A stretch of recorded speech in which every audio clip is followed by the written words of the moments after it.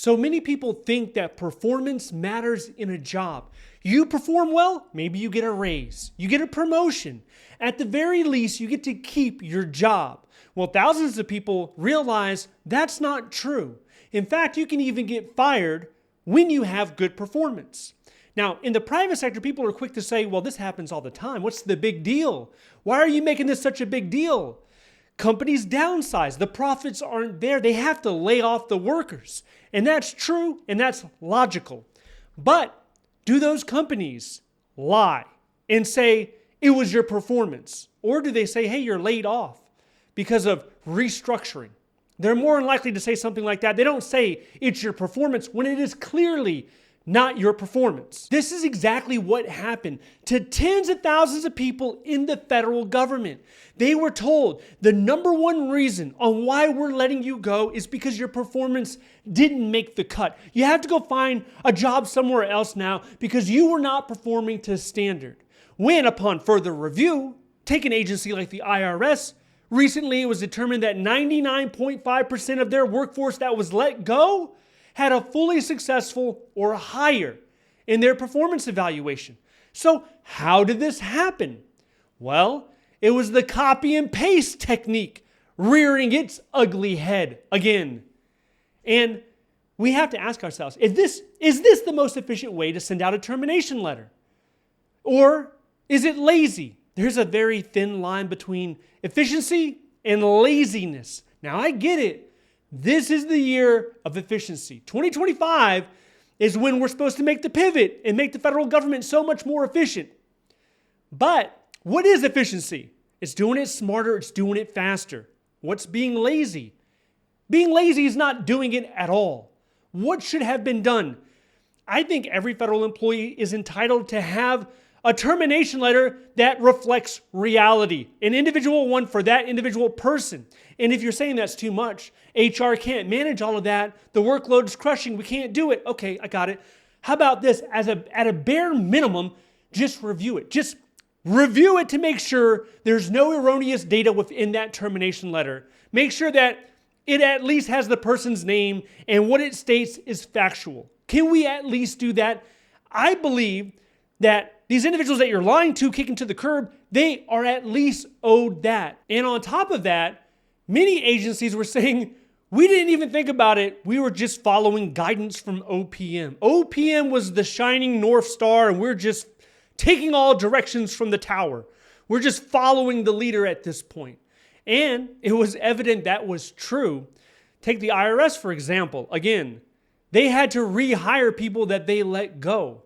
Now, here's the thing. When it comes to letting people go, when it comes to the deferred resignation program, there's a lot of people saying that nobody will ever be refilled for those positions. Those positions have essentially disappeared. They no longer exist.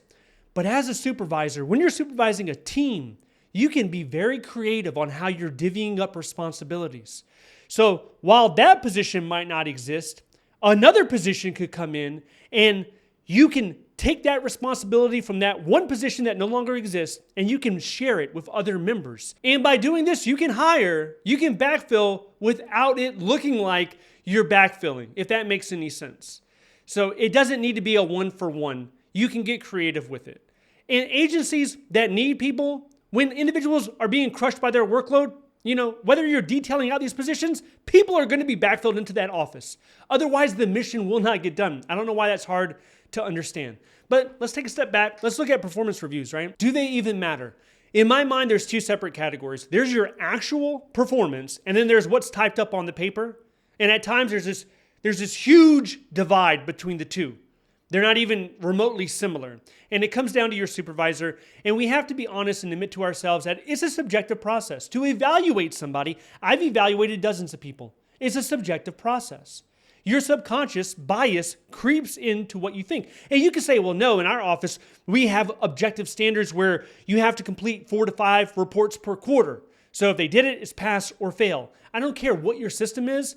There is opportunities for subjective bias to creep in. So is it important? For some positions, it's not as important. If you're in a position that has no promotion potential, meaning that after 12 months, you're not going anywhere.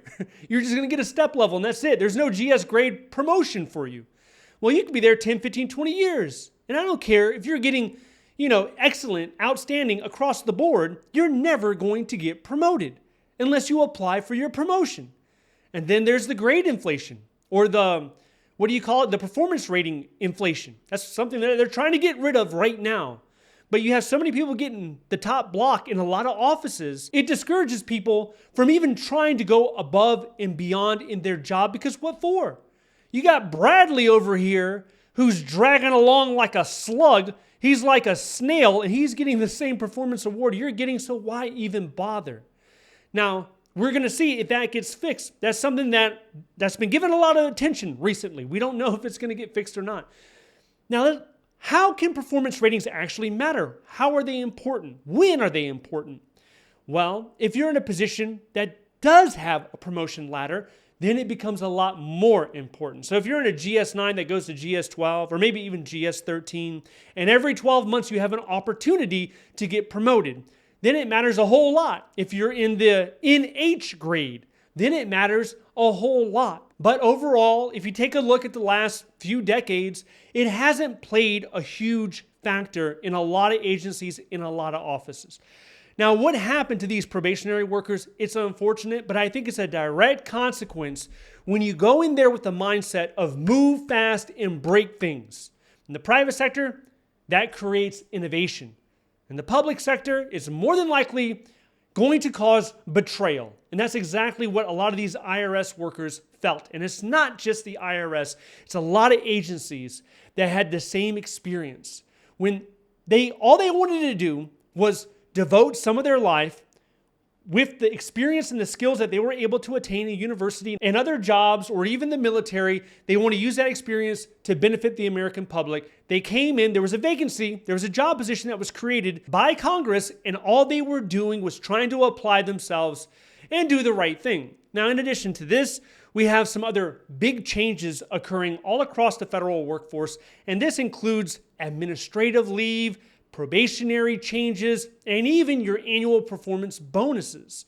So if you want to know a little bit more about that, check this video out next. Stay updated by signing up to the free newsletter down below. Thank you so much for watching. I'll see you in the next one.